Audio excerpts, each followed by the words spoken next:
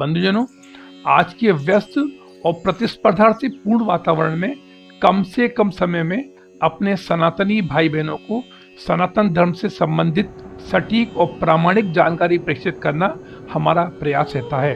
अतः हम आपसे अनुरोध करते हैं, कृपया इस संस्करण की सुंदर व्याख्या के सार तथा आनंद अनुभूति हेतु वीडियो के अंत तक बने रहने का कष्ट कर कृतार्थ करें।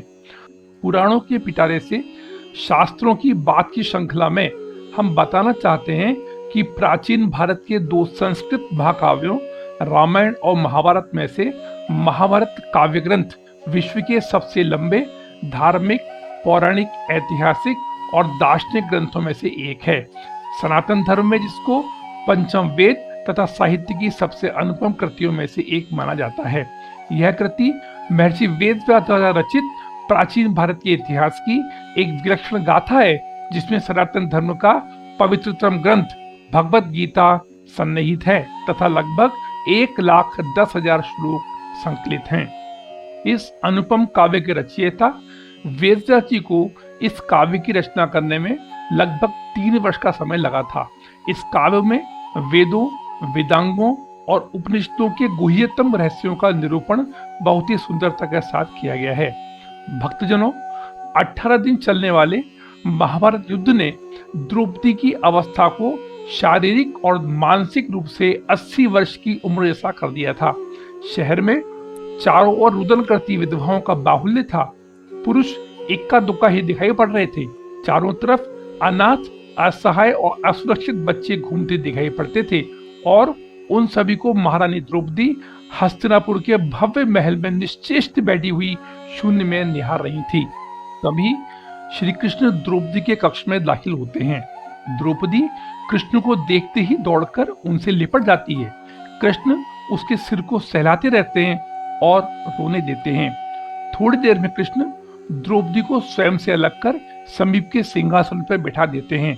द्रौपदी कहती है, हे मधुसूदन, हे सखा, ये क्या हो गया?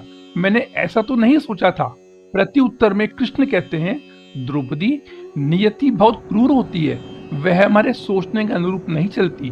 वह हमारे कर्मों को परिणामों में बदल देती है। देखो ना द्रौपदी, तुम प्रतिशोध लेना चाहती थी, जिसमें तुम सफल हुई। तुम्हारा प्रतिशोध पूरा हुआ। सिर्फ दुर्योधन और दुशासन ही नहीं, सारे कौरव भी समाप्त हो गए हैं। अब तो तुम्हें प्रसन्न होना चाहिए।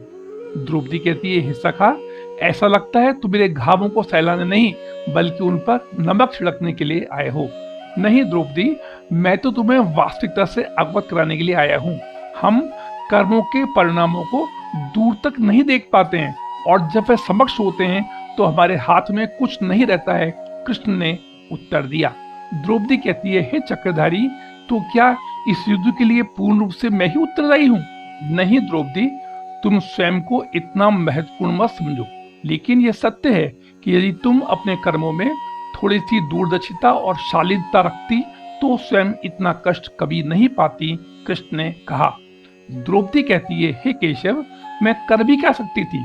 कृष्ण कहते हैं, सखी, तुम बहुत कुछ कर सकती थी। जब तुम्हारा स्वयंवर हुआ तब तुम कर्ण को अपमानित नहीं करती, उसे प्रतियोगिता में भाग लेने का एक अवसर देती तो शायद परिणाम कुछ और होते। जब माता कुंती ने तुम्हें 5 पतियों की पत्नी बनने का आदेश दिया तब तुम उसे स्वीकार नहीं करती तो भी परिणाम कुछ और होते। जब तुमने अपने महल में दुर्योधन को अपमानित किया था कि अंधे का पुत्र अंधा, अगर वह नहीं कहती तो तुम्हारा चीरहरण नहीं होता, तब भी शायद परिस्थितियां कुछ और होती। द्रौपदी, हमारे शब्द भी हमारे कर्म ही होते हैं और हमें प्रत्येक शब्द को बोलने से पहले तोलना बहुत जरूरी होता है, अन्यथा उसके दुष्परिणाम सिर्फ स्वयं को ही नहीं अपितु पूरे परिवेश को दुखी करते रहते हैं। हे सखी, संसार में केवल मनुष्य ही एकमात्र ऐसा प्राणी है जिसका जहर उसके दांतों में नहीं वरन शब्दों में है। इसलिए शब्दों का प्रयोग सोच समझकर करना जरूरी होता है। बंधुजनों, आज के संस्करण में हमने अपने शब्दों, कर्म और उनके दुष्परिणामों की सुंदर विवेचना विलक्षण महाभारत महाकाव्य में वर्णित श्री कृष्ण और द्रौपदी के वार्तालाप के आधार पर करने का प्रयास किया है और हम आशा करते हैं कि आज का संस्करण भी आपको पसंद आया है।